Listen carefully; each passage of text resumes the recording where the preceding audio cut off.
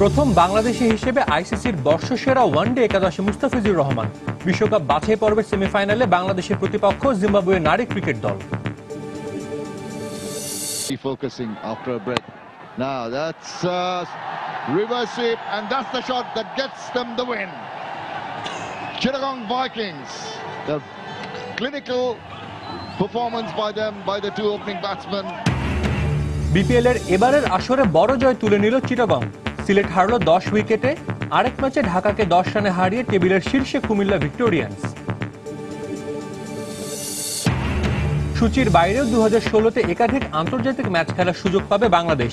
সাফের আগে গোলরক্ষকদের নিয়ে ভাবনায় বিশ্লেষকরা। এবং রাতে কোপা দেল রের ম্যাচে মাঠে নামছে বার্সেলোনা ও রিয়াল মাদ্রিদ। ক্যাপিটাল ওয়ান কাপের সেমিফাইনালে ম্যানচেস্টার সিটি ও এভারটন।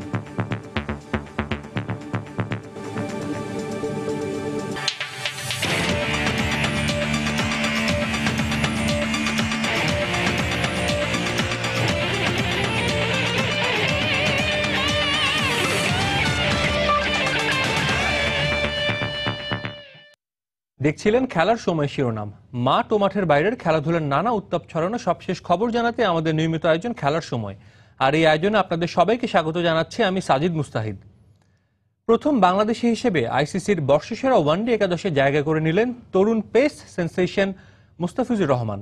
2014 সালের সেপ্টেম্বর থেকে চলতি বছরের সেপ্টেম্বর পর্যন্ত পারফরমেন্সের ভিত্তিতে নির্বাচন করা হয়েছে বর্ষসেরা ওয়ানডে ও টেস্ট একাদশ। চলতি বছরের জুনে ভারতের বিপক্ষে ওয়ানডে ক্রিকেটে অভিষেক হয় কাটারের স্পেশালিস্ট মুস্তাফিজুরের। এর আগে 2009 সালে প্রথম বাংলাদেশি ক্রিকেটার হিসেবে আইসিসির বর্ষসেরা টেস্ট স্কোয়াডের নাম লিখিয়েছিলেন সাকিব আল হাসান। এলাম, দেখলাম, জয় করলাম। পেস বোলার হয়েও ক্রিকেটের 22 গজে বিশ্বের বাঘা বাঘা ব্যাটসম্যানদের বধ করেছেন নিজের আবিষ্কার রহস্যময় কাটার দিয়ে। নিবিড় অনুশীলনে শানিত একান্ত গোপন অস্ত্রটি এখন বিশ্বের সব ব্যাটসম্যানদের মাথা ব্যথার কারণ। অথচ বিশ্বের অন্যান্য সেরা আবিষ্কারের মতো কাটারের জন্মও নাকি হয়েছিল খেলার ছলে। বলছিলাম বাংলাদেশের বোলিং সেন্সেশন মুস্তাফিজুর ও তার আবিষ্কার কাটারের কথা। 18 জুন ভারতের বিপক্ষে ওয়ানডে অভিষেক সিরিজেই একাই ধসিয়ে দিয়েছিলেন বিশ্বের অন্যতম সেরা ব্যাটিং লাইন আপ। পকেটে পুড়েছিলেন 13টি উইকেট, গড়েছিলেন 3 ম্যাচ সিরিজে সর্বোচ্চ উইকেট শিকারের রেকর্ডও। দুর্দান্ত বোলিং এর পুরস্কারটাও দ্রুতই পেলেন সাতক্ষীরার এই পেসার। মাত্র 3 মাসের পারফরমেন্স দিয়ে জায়গা করে নিয়েছেন আইসিসির বর্ষসেরা ওয়ানডে একাদশে। অনিল কুম্বলের নেতৃত্বাধীন প্যানেলের নির্বাচিত সেরা ওয়ানডে একাদশে ভারতের প্রতিনিধিত্ব করছেন পেসার মোহাম্মদ শামি। এছাড়া বিশ্বসেরা একাদশে মুস্তাফিজুরের অন্যান্য সতীর্থরা হলেন শ্রীলঙ্কার তিলকারত্নে দিলশান, বিদায়ী কুমারা সাঙ্গাকারা, দক্ষিণ আফ্রিকার হাশিম আমলা, এবি ডিভিলিয়ার্স ও ইমরান তাহির। অস্ট্রেলিয়ার প্রতিনিধিত্ব করছেন স্টিভেন স্মিথ ও মিচেল স্টার্ক। এছাড়া রয়েছেন কিউই দলের রস টেলর ও ট্রেন্ট বোল্ট। অধিনায়কের দায়িত্ব পালন করবেন চতুর্থবারের মতো বিশ্ব একাদশে জায়গা করা প্রোটিয়া মার্কুটে ব্যাটসম্যান এবি ডিভিলিয়ার্স। এছাড়াও ইংলিশ অধিনায়ক অ্যালিস্টার কুককে অধিনায়ক করে নির্বাচন করা হয়েছে টেস্টের সেরা একাদশ। তার সতীর্থ হলেন জো রুট ও পঞ্চমবারের মতো জায়গা পাওয়া স্টুয়ার্ট ব্রড।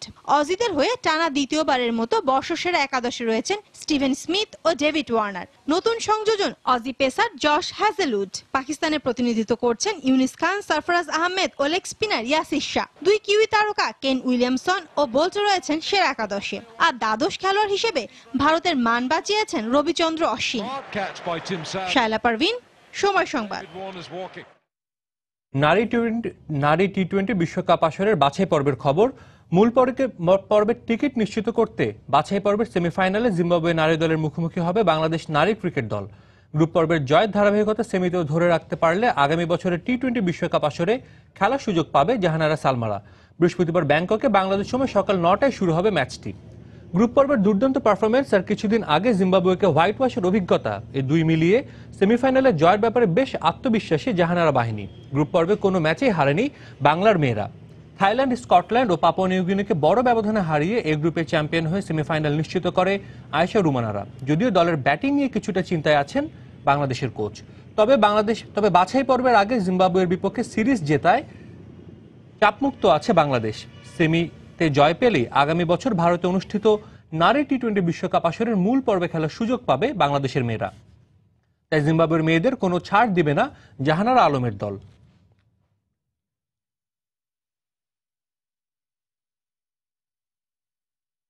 ঘরের মাঠে অবশেষে জয় ধরা দিল চিটাগং ভাইকিংসকে।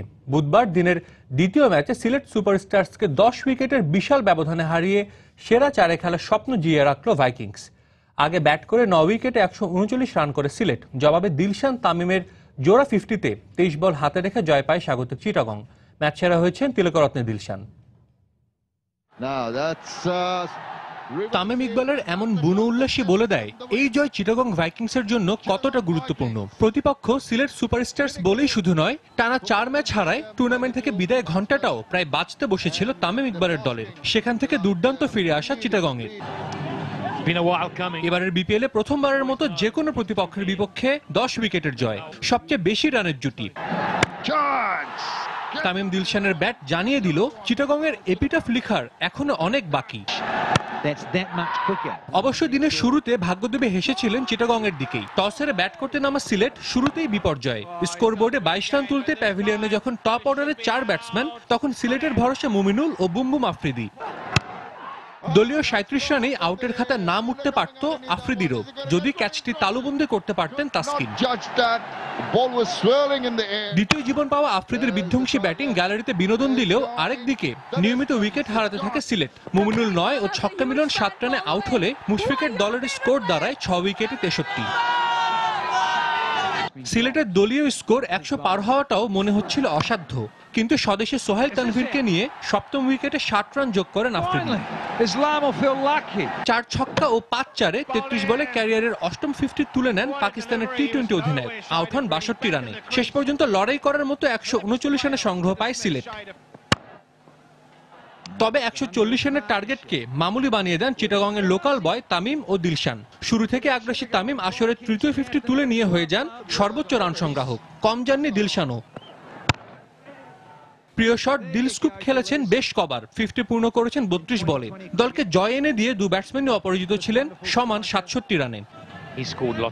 সাজিদ মুস্তাহিদ, সময় সংবাদ। জমে উঠেছে বিপিএল এর পয়েন্ট টেবিলের শীর্ষে ওঠার লড়াই। বুধবার দিনের প্রথম ম্যাচে ঢাকা ডায়নামাইটসকে 10 রানে হারিয়েছে কুমিল্লা ভিক্টোরিয়ান্স। এ জয়ে 6 ম্যাচে 8 পয়েন্ট নিয়ে রান রেটে এগিয়ে থেকে তালিকার শীর্ষে অবস্থান করছে মাশরাফি বিন মুর্তুজার দল। চট্টগ্রামের জোহর আহমেদ চৌধুরী স্টেডিয়ামে আগে ব্যাট করে 7 উইকেটে 141 রান করে ভিক্টোরিয়ান্স। জবাবে 6 উইকেটে 131 রানে থামে ঢাকা ডায়নামাইটসের ইনিংস। আন্তর্জাতিক ক্রিকেটের ব্যস্ত সূচি শেষে কুমিল্লা ভিক্টোরিয়ান্সে পাকিস্তানি হার্ড হিটার আহমেদ শেহজাদ ও অলরাউন্ডার শোয়েব মালিক, 2 বিদেশি তারকাকে পেয়ে উজ্জীবিত ভিক্টোরিয়ান। তবে টস হেরে ব্যাট করতে নেমে নিজের নামের প্রতি সুবিচার করতে পারেননি শেহজাদ। দলীয় 18 ও ব্যক্তিগত 9 রান করে সাজঘরে ফেরেন শেহজাদ। এরপর ইমরুলও খুব একটা সুবিধা করতে পারেননি। মুস্তাফিজের বলে এলবিডব্লিউ এর ফাঁদে পড়ে মাত্র 7 রান করে শেহজাদের পথ ধরেন ইমরুল। আরব আমিরাতে মাঠ কাঁপালেও সাগরিকায় বিবর্ণ শোয়েব মালিক। সময় নিয়েও থিত হতে পারেননি উইকেটে। মাত্র 8 রান করে স্বদেশী ইয়াসির শাহর শিকার হন এই অলরাউন্ডার। 45 রানেই দলের 3 উইকেট চলে যাওয়ায় অধিনায়ক মাশরাফি ব্যাটিং অর্ডারে এগিয়ে আসেন, কিন্তু ইয়াসির শাহর ভেলকিতে পরাস্ত হয়ে ফেরেন 2 রানে। ওপেনিংয়ে নেমে ভালো কিছুর ইঙ্গিত দেয়া লিটন আউট হন 34 বলে 31 রান করে। তবে এক প্রান্তে কুমিল্লার রানের চাকা সচল রাখেন আশার জাইদ। এই ইংলিশ ক্রিকেটারের 29 বলের 45 রানের ঝড়ো ইনিংসেই শেষ পর্যন্ত 7 উইকেটে 141 রানের সংগ্রহ পায় ভিক্টোরিয়া। জবাবে ব্যাট করতে নেমে দলীয় 40 রানে 2 ওপেনার সৈকত আর সাদমানের উইকেট হারায় ঢাকা ডায়নামাইটস। 3 নম্বরে নেমে অধিনায়ক সাঙ্গাকারা ও আইকন নাসিরের ব্যাটে ভালোভাবে এগোচ্ছিল ডায়নামাইটস, কিন্তু হঠাৎই ছন্দপতন। দলীয় 71 ও ব্যক্তিগত 30 রানে সাঙ্গা আউট হবার পর নাসির কাটা পড়েন 32 রানে। তবে ডায়নামাইটসের ব্যাটিং লাইনে তখনও ডাসকাটে ও ওয়ালার থাকায় জয়ের স্বপ্ন দেখছিল ঢাকা, কিন্তু কুমিল্লার তরুণ তুর্কি আবু হায়দার রনি ও কুলা সেকারার নিয়ন্ত্রিত বোলিং ঢাকার সেই স্বপ্নকে বাস্তব রূপ দিতে পারেনি।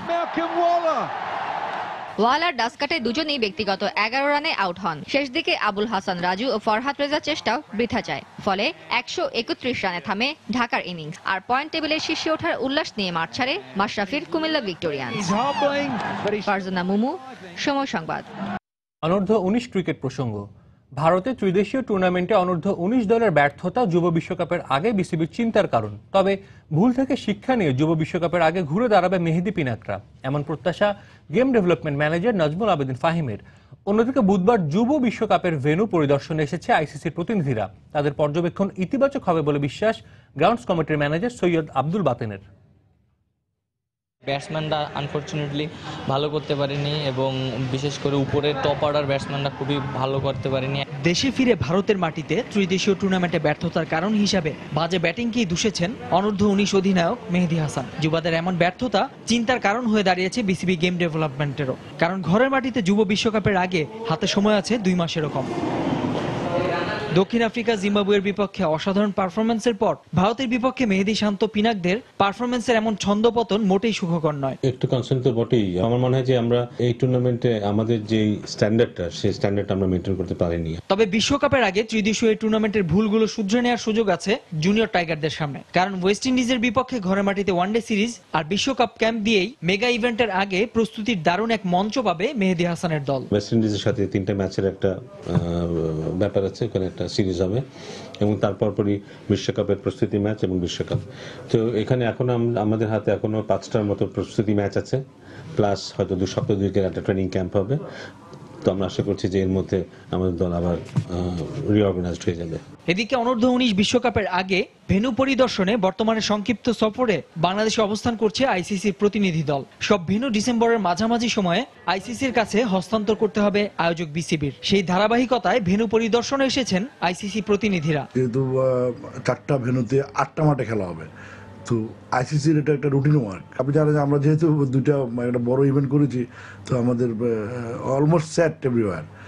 তারপর যেহেতু রুটিন ওয়ার্ক ওটা দেখছে, কোনো সাজেশন থাকলে আমাদেরকে বলছে। বৃহস্পতিবার কক্সবাজার, এরপর সিলেট স্টেডিয়াম পরিদর্শন করবে আইসিসি প্রতিনিধিরা। করলে আর ভেন্যুটা আরো সুন্দর হবে। নাসির সুলতান, সময় সংবাদ, ঢাকা। খেলার সময় আরো যা দেখবেন। বাংলাদেশ ওপেন ব্যাডমিন্টনের দ্বিতীয় দিনেও ভালো করেনি স্থানীয় শাটলাররা। এসএ গেমসের আগে খেলোয়াড়দের অভিজ্ঞতাকে সমৃদ্ধ করবে এই টুর্নামেন্ট, আশা ফেডারেশনের। এবং নির্ধারিত ভেন্যু না থাকা ইনডোর স্টেডিয়ামে এসএ গেমসের প্রস্তুতি নিচ্ছেন সাইক্লিস্টরা। পর্যাপ্ত সুযোগ সুবিধা না পেলেও ভালো ফলাফলের স্বপ্ন।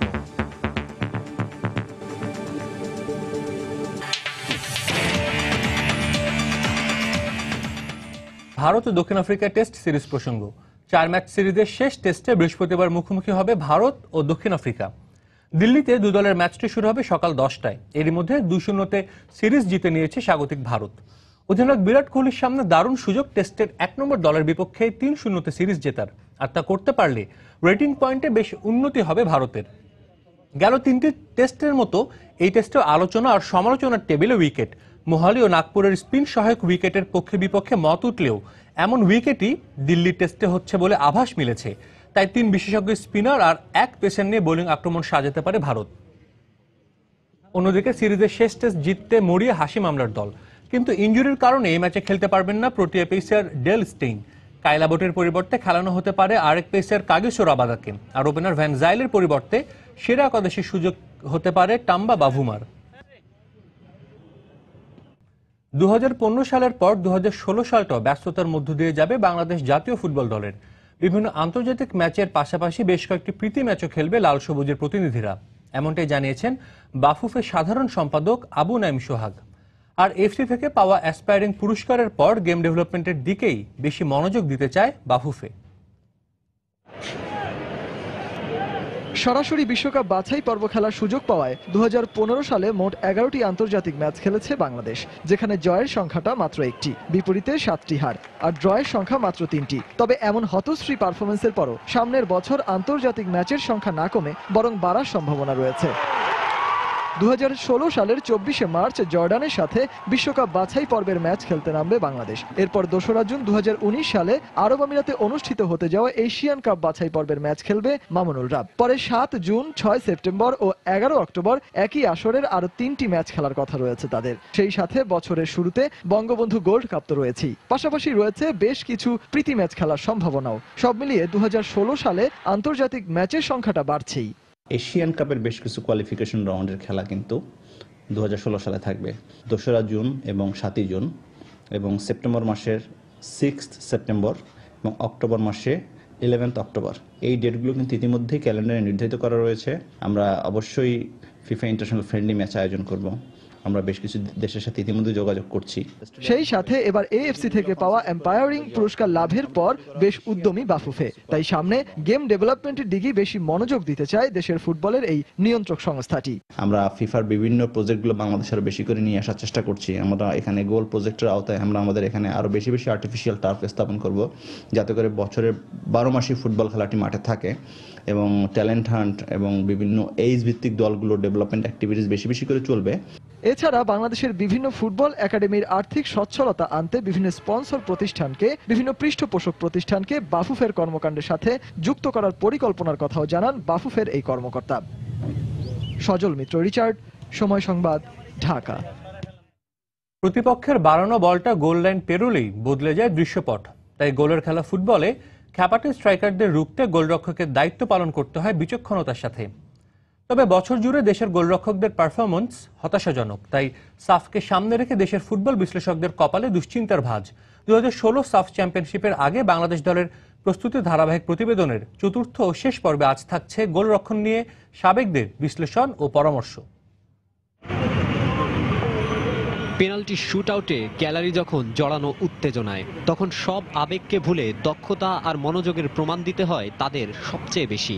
আবার চৌকো শুটারের বলের গতি ঠেকিয়ে বুনো উল্লাসে মাতেন তারাই। ফুটবল মাঠে তারা অতন্দ্র প্রহরী। বলা হচ্ছে গোলরক্ষকের কথা।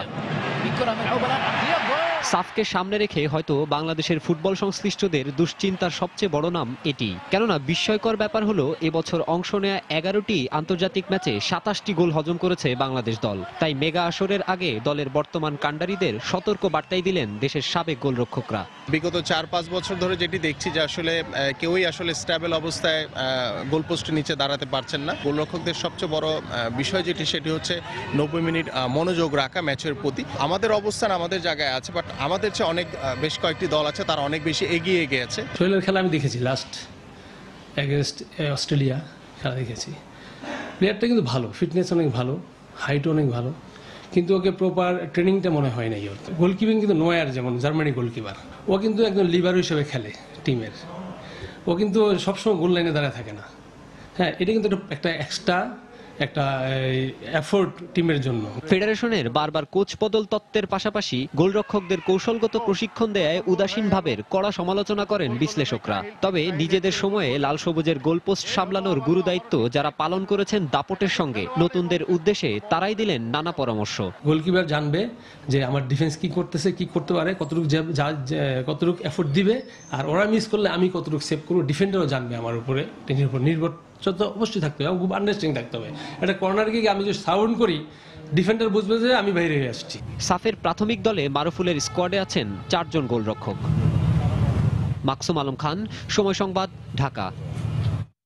আগামী 20 ডিসেম্বর নেপালে অনুষ্ঠিত হতে যাওয়া নারী এফসি অনূর্ধ্ব 14 আসরের ফাইনাল ম্যাচকে সামনে রেখে অনুশীলন শুরু করেছে বাংলাদেশ। ক্যাম্পে ডাক পাওয়া 20 জন ফুটবলারই বুধবার বাংলাদেশ ফুটবল ফেডারেশনের ক্যাম্পে রিপোর্ট করেছেন। গেল এপ্রিলে নেপালে ঘটে যাওয়া স্মরণকালের ভয়াবহ ভূমিকম্পের কারণে ফাইনাল ম্যাচটি স্থগিত হয়। আসরে দুর্দান্ত খেলা বাংলাদেশের ফাইনালের প্রতিপক্ষ ছিল ইরান। এবার সেই ম্যাচটি খেলতে মাঠে নামবে বাংলাদেশের মেয়েরা। ম্যাচটি নেপালে অনুষ্ঠিত হবে। ময়মনসিংহের কলসিন্দুর বিদ্যালয়ের 11 জন শিক্ষার্থী বাংলাদেশ দলের সদস্য, বাকি 9 জন অন্যান্য স্কুলের শিক্ষার্থী। এসএ গেমসের আগে থেকেই ক্যাম্পে ছিলেন বেশ কিছু ফুটবলার। যে কজন বাকি ছিলেন তারা সবাই এদিন ক্যাম্পে যোগ দেয়। পুরোদমে প্রস্তুতি শুরু করেছে সানজিদা বিপাশারা। বাংলাদেশ ওপেন আন্তর্জাতিক ব্যাডমিন্টনের খবর। টুর্নামেন্টের দ্বিতীয় দিনও ব্যর্থ ছিলেন দেশি শাটলাররা। সিঙ্গলস ইভেন্টে মাশরাফি খালিদরা ব্যর্থ হলেও ডাবলসে নেপালের বিপক্ষে 2 জয় প্রাপ্তি দেশি শাটলারদের। তবে ফেডারেশন কর্তাদের বিশ্বাস, এমন একটি টুর্নামেন্ট এসএ গেমসের আগে খেলোয়াড়দের অভিজ্ঞতাকে আরও সমৃদ্ধ করবে। টুর্নামেন্ট শুরুর আগে অনুশীলন হয়েছে মাত্র 2 মাস। এই স্বল্প সময়ের অনুশীলনে বিশ্ব র্যাঙ্কিংয়ে বাঘা সব শাটলারদের বিরুদ্ধে জয়ের চিন্তা করাটা অনেকটা আকাশকুসুম কল্পনার মতো। তারপরও কোর্টে এলিনা মোয়াজ্জেমদের ভালো করার চেষ্টায় ছিল না কোনো ঘাটতি, কিন্তু টেকনিক, ফিটনেস ও শরীরী ভাষার ব্যবধানটা যে কত বড় তা স্পষ্ট ছিল মাঠের লড়াইয়ে। তবে ব্যর্থতার মাঝেও আছে সফলতার গল্প।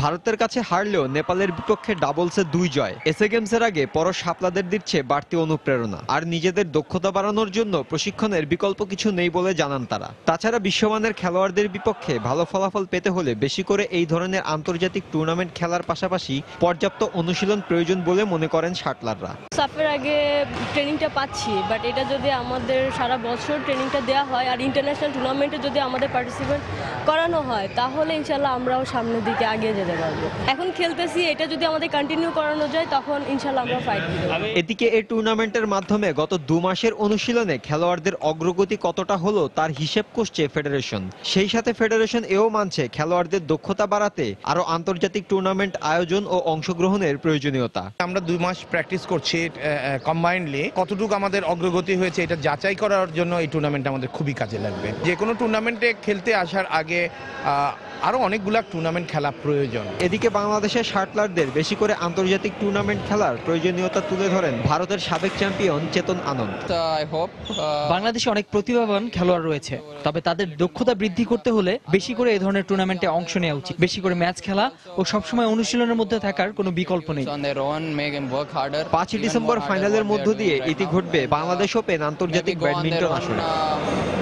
মাহফুজুল ইসলাম, সময় সংবাদ, ঢাকা।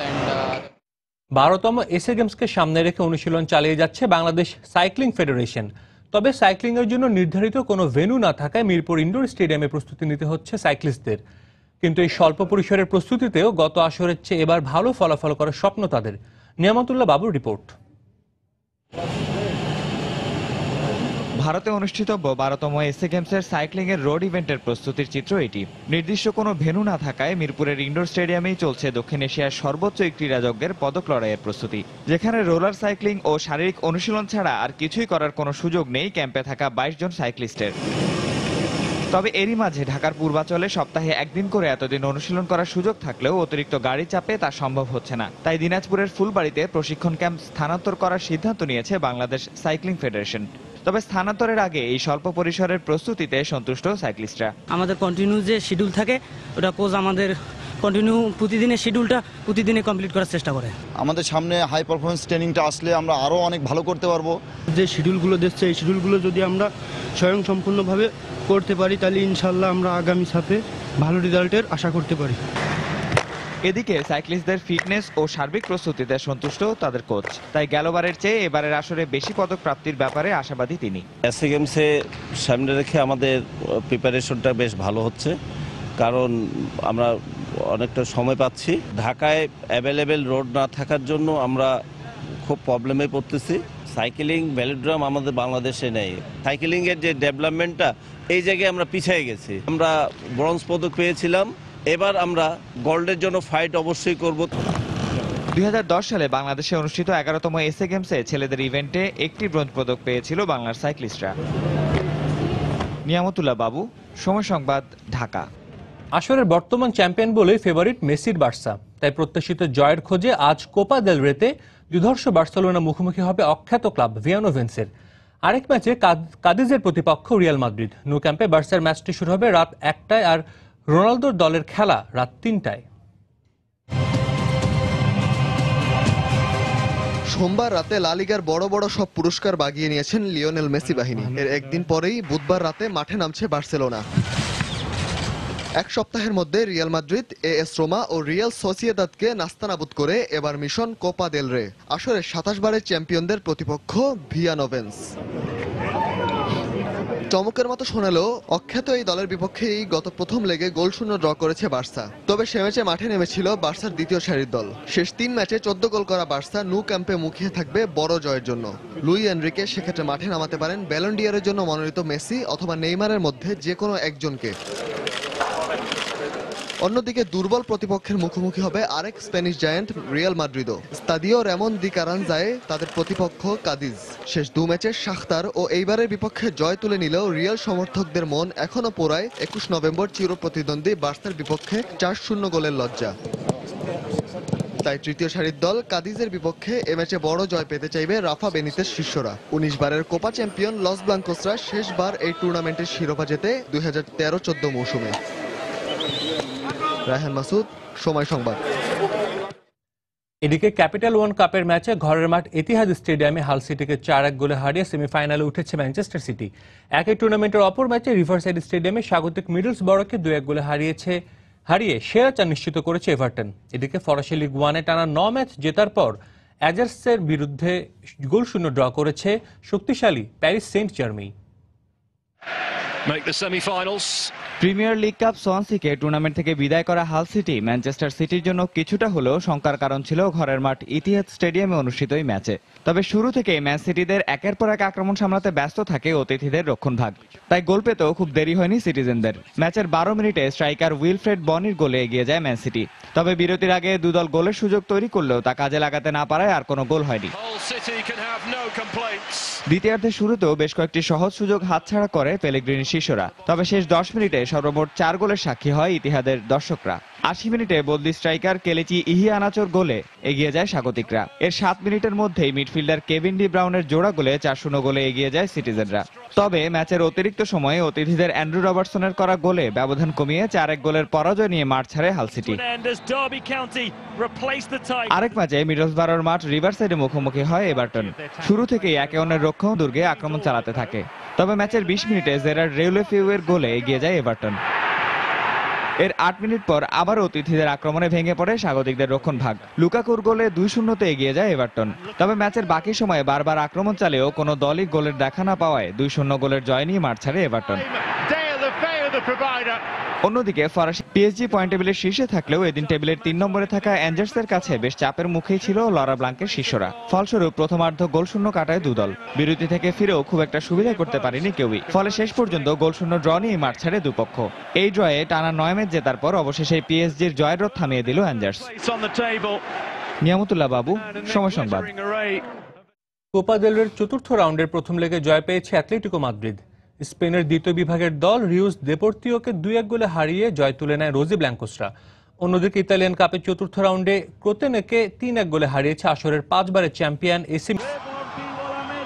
তবে লিডটা বেশিক্ষণ ধরে রাখতে পারেনি কাতালানিয়ান এই ক্লাবটি। খেলার 36 মিনিটে লুসিয়ানো ভিয়েট্টোর গোলে সমতায় ফেরে অ্যাটলেটিকো মাদ্রিদ। ম্যাচের 63 মিনিটে স্প্যানিশ মিডফিল্ডার সাউলো দলের পক্ষে দ্বিতীয় গোল করলে ম্যাচের লিড পায় অ্যাটলেটিকো মাদ্রিদ। খেলার বাকি সময় আর কোনো গোল না হলে 2-1 লিড নিয়ে মাঠ ছাড়ে অতিথিরা। এদিকে ইতালিয়ান কাপে দ্বিতীয় সারির দল ক্রোতনের বিপক্ষে ম্যাচের শুরু থেকে আক্রমণাত্মক ছিল এসি মিলান। তবে ফরোয়ার্ডরা প্রতিপক্ষের গোলমুখ খুলতে ব্যর্থ হলে কোনো স্কোর ছাড়াই শেষ হয় প্রথমার্ধ। বিরতি থেকে ফিরেই খেলা 47 মিনিটে ম্যাচের লিড পায় স্বাগতিকরা। অ্যালেক্স কোর্দাজের পাস থেকে গোল করে দলকে এগিয়ে নেন ব্রাজিলিয়ান স্ট্রাইকার লুইস আদ্রিয়ানো। ম্যাচের 68 মিনিটে আন্তে বাডিমির গোলে সমতায় ফেরে ক্রোতনো। বাকি সময় আর কোনো গোল না হলে ম্যাচ গড়ায় অতিরিক্ত সময়ে। খেলার 105 মিনিটে ইতালিয়ান মিডফিল্ডার বোনোভেঞ্চুরার গোলে আবারও এগিয়ে যায় এসি মিলান। এর 8 মিনিট পর ফরওয়ার্ড নিয়াং দলের পক্ষে আরও একটি গোল করলে 3-1 জয় নিয়ে মাঠ ছাড়ে দ্য রেড অ্যান্ড ব্ল্যাকসরা। S M Iqbal, Somoy Sangbad. দেখছেন খেলার সময়, সঙ্গেই থাকুন।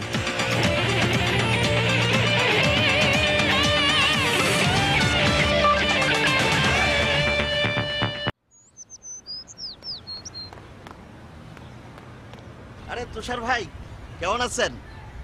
কালকে রাতে আপনার প্রোগ্রাম দেখলাম, কথা তো অনেক বলে যাচ্ছেন, কোনো লাভ হচ্ছে? কে শোনে কার কথা? তবে আমি আপনার অনুষ্ঠানের একজন বড় ফ্যান। ভালো লাগে, খুবই ভালো লাগে অনুষ্ঠান। চালিয়ে যান, কথা তো কাউকে না কাউকে বলতেই হবে। ভালো থাকবেন, থ্যাংক ইউ। কথা তো কাউকে না কাউকে বলতেই হয় সময়ের প্রয়োজনে।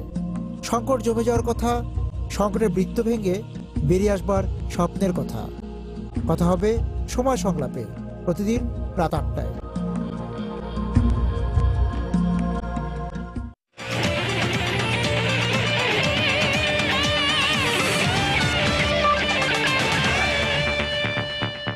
আবারও স্বাগত খেলার সময়। নেইমারই এবারের ব্যালন ডি'র পাওয়ার যোগ্য দাবিদার, এমন মন্তব্য করলেন বিশ্বকাপ জয়ী ব্রাজিলিয়ান স্ট্রাইকার রোনালদো। পরিচিত মুখ ক্রিস্টিয়ানো রোনালদো ও লিওনেল মেসির পাশাপাশি এবারই প্রথমবারের মতো সেরা 3-এ মনোনয়ন পেয়েছেন বার্সা ফরওয়ার্ড নেইমার। আর স্বদেশী নেইমারকে সমর্থন দিচ্ছেন সাবেক ব্রাজিলিয়ান গ্রেট ও 3 বারের ফিফা বর্ষসেরা ফুটবলার রোনালদো। গত মৌসুমে 51 ম্যাচ খেলে 39 গোল করেছেন নেইমার। গোলের হিসেবে এগিয়ে বাকি 2 প্রতিদ্বন্দ্বী ক্রিস্টিয়ানো রোনালদো ও ক্লাব সতীর্থ লিওনেল মেসি। 54 ম্যাচে রোনালদোর গোল সংখ্যা 61 ও মেসির 57 ম্যাচে 58। অন্যদিকে মনোনয়ন তালিকায় লুইস সুয়ারেজ না থাকায় অবাক হয়েছেন বার্সা সুপারস্টার মেসি। নেইমারও মেসির কথায় সুর মিলিয়ে জানালেন, ব্যালন ডিওরের মঞ্চে থাকার কথা ছিল বার্সা ত্রয়ীর। 60,000 ধারণ ক্ষমতা বিশিষ্ট নতুন স্টেডিয়াম বানানোর পরিকল্পনা হাতে নিয়েছে ইংলিশ ফুটবল ক্লাব চেলসি। আগামী মৌসুমেই শুরু হতে পারে স্ট্যামফোর্ড ব্রিজের পুনর্নির্মাণ কাজ। বর্তমান স্ট্যামফোর্ড ব্রিজের ধারণ ক্ষমতা 42,000। সেক্ষেত্রে পুরনো অবকাঠামো ও আশপাশের কিছু দালান ভেঙে নতুন করে বাড়ানো হবে আসন সংখ্যা। 2016 সালের প্রথম সপ্তাহের মধ্যে আসবে চূড়ান্ত ঘোষণা। 1905 সাল থেকেই স্ট্যামফোর্ড ব্রিজে খেলছে ব্লুজরা। 1990 সালে আধুনিকায়ন করা হয় শেষবার। তবে প্রিমিয়ার লিগের অন্যান্য প্রতিদ্বন্দ্বীদের তুলনায় চেলসি সমর্থকদের কম আসন দিচ্ছে স্ট্যামফোর্ড ব্রিজ। সেজন্য এই উদ্যোগ ক্লাব মালিক রোমান আব্রামোভিচের। অন্যান্য স্টেডিয়ামের মধ্যে ওল্ড ট্র্যাফোর্ডের ধারণ ক্ষমতা 76,000, এমিরেটসের 60,000 ও এতিহাদে জায়গা পান 55,000 সমর্থক। ভ্যালেন্সিয়ার হেড কোচের দায়িত্ব পেলেন ম্যানচেস্টার ইউনাইটেডের সাবেক অধিনায়ক গ্যারি নেভিল। সেখানে ছোট ভাই ফিল নেভিলের সাথে যোগ দেবেন রেড ডেভিল রক্ষণ ভাগের এই সাবেক সৈনিক। আপাতত চলতি মৌসুমের জন্য দায়িত্ব নিচ্ছেন এই 40 বছর বয়সী। রোববার দলের সাথে আনুষ্ঠানিকভাবে যোগ দেবেন গ্যারি নেভিল। শুরুতেই চ্যাম্পিয়ন্স লিগে ফরাসি দল লিও ও লা লিগায় বার্সার মুখোমুখি হবে গ্যারি নেভিলের ভ্যালেন্সিয়া। ক্লাস অফ 92 এর অন্যতম এই সদস্য 1992 সালে যোগ দেন ইউনাইটেডে। সেখানে 19 বছর খেলেন গ্যারি নেভিল। 1995 সালে ইংল্যান্ডের হয়ে প্রথম মাঠে নামা এই ইংলিশ ডিফেন্ডার খেলেছেন 85 ম্যাচ। এই পর্যায়ে খেলার সময়ের শীর্ষ সংবাদগুলো জানিয়ে দিচ্ছি আরও একবার। প্রথম বাংলাদেশি হিসেবে আইসিসির বর্ষসেরা ওয়ানডে একাদশে মুস্তাফিজুর রহমান। বিশ্বকাপ বাছাই পর্বের সেমিফাইনালে বাংলাদেশের প্রতিপক্ষ জিম্বাবুয়ে নারী ক্রিকেট দল। Focusing after a break. Now that's reverse sweep, and that's the shot that gets them the win. Chittagong Vikings. The clinical performance by them, by the two opening batsmen. BPL এর এবারের আসরে বড় জয় তুলে নিল চিটাগং। সিলেট হারল 10 উইকেটে। আরেক ম্যাচে ঢাকাকে 10 রানে হারিয়ে টেবিলের শীর্ষে কুমিল্লা ভিক্টোরিয়ান্স। সূচির বাইরেও 2016-তে একাধিক আন্তর্জাতিক ম্যাচ খেলার সুযোগ পাবে বাংলাদেশ। সাফের আগে গোলরক্ষকদের নিয়ে ভাবনায় বিশ্লেষকরা।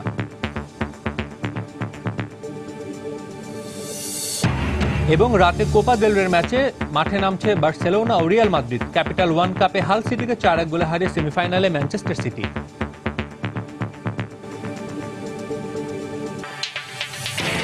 দর্শক, এই ছিল খেলার সময়ের এখনকার আয়োজন। যে কোনো খবর পেতে ভিজিট করুন সময়নিউজ.tv।